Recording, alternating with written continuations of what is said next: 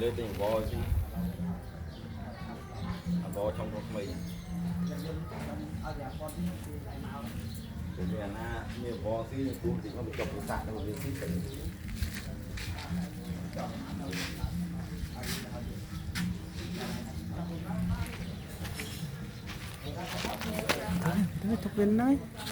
tục viên nó hoàn toàn cả can những thằng bị cả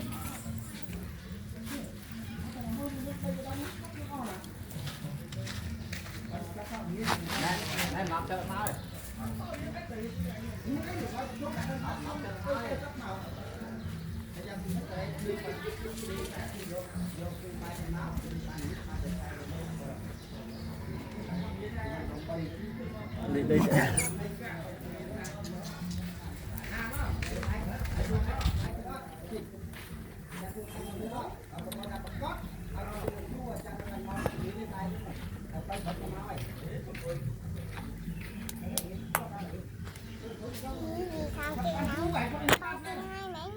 nắng ấy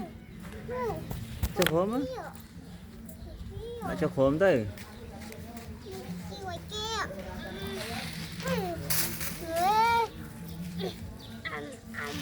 thế à cho khóm thợ cái thế này nắng á